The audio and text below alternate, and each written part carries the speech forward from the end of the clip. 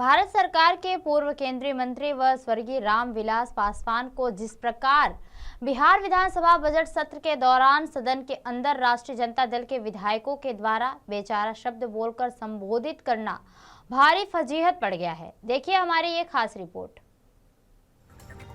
स्वर्गीय रामविलास पासवान के लिए बेचारे शब्द का इस्तेमाल करने के बाद विवाद अब गहराता जा रहा है। राजद बुरी तरह से बैकफुट पर आती हुई नजर आ रही है। लोक जनशक्ति पार्टी रामविलास के विधायकों के द्वारा कहा जा रहा है कि ये दलितों का अपमान है। जब तक राष्ट्रीय जनता दल के लोग माफी नहीं मांगेंगे तब तक हम लोग विरोध करते रहेंगे।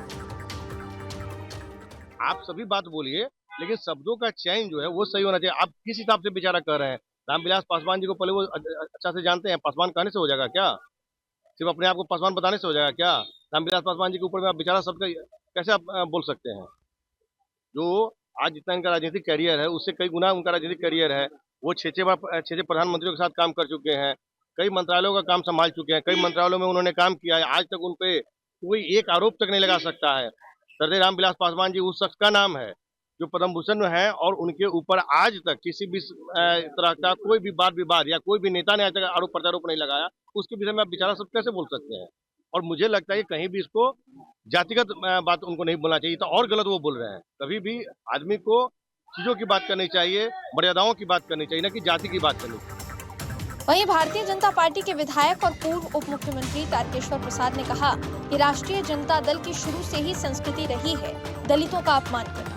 जिस नेता ने कई प्रधानमंत्री के साथ काम किया उनको बेचारे शब्द से संबोधित करना ये कहां तक उचित है? देखिए, स्वाभाविक है कि स्वर्गीय रामविलास पासवान जी सिर्फ महादलित समाज के ही नहीं, पूरे देश के एक बड़े नेता के रूप में और समाज के कमज़ोर वर्गों के लिए उन्होंने अब जीवन पर्यंत काम किया है। और उसके बारे में जो पिछड़ों का दम भरती है, राष्ट्रीय जनता दल के सदस्य अगर इस प्रकार की टिप्पणियां करते हैं तो आप समझ सकते हैं कि इनकी सोच क्या है। वो एक परिवार से बाहर नहीं निकल पाए हैं, और इस तरह के शब्दों का प्रयोग कहीं न कहीं अवांछनीय है, और इसकी जितनी निंदा की जाए कम है, और इसके लिए माफ़ी मांगनी चाहिए। वहीं जदयू विधायक चेतन आनंद की माने तो चेतन आनंद ने कहा कि ये दलितों का अपमान है और राष्ट्रीय जनता दल के विधायकों को माफी मांगनी चाहिए। बिल्कुल, ऐसे शब्दों का प्रयोग जो है किसी भी नेता के लिए तो खास तौर पे नहीं करना चाहिए, और किसी भी व्यक्ति के लिए ऐसे शब्द का प्रयोग कहीं ना कहीं उनके लोगों के साथ जो है एक तरीके से उनके स्वाभिमान के साथ ठेस पहुंचाने वाली बात हो जाती है। दूसरी तरफ राष्ट्रीय जनता दल के विधायक भाई वीरेंद्र की ओर से सफाई दे दी गई है और कह दिया गया है कि जब रामविलास पासवान जी के पास एक विधायक था तब उनको लालू जी ने राज्यसभा भेजा था। आज जो देश की स्थिति है और बिहार की स्थिति है उसको देखते हुए बेचारे शब्द का इस्तेमाल किया गया था कि आज बेचारा रामविलास पासवान होते तो ये नौबत नहीं आती। जो कल तक रामविलास पासवान जी का मूर्ति को तोड़ने वाला माफी मांगवाएगा। रामविलास पासवान जी वो एक विधायक नहीं था तो आदरणीय लालू प्रसाद यादव ने उनको राज्यसभा में भेजा था गरीबों का आवाज उठाने के लिए।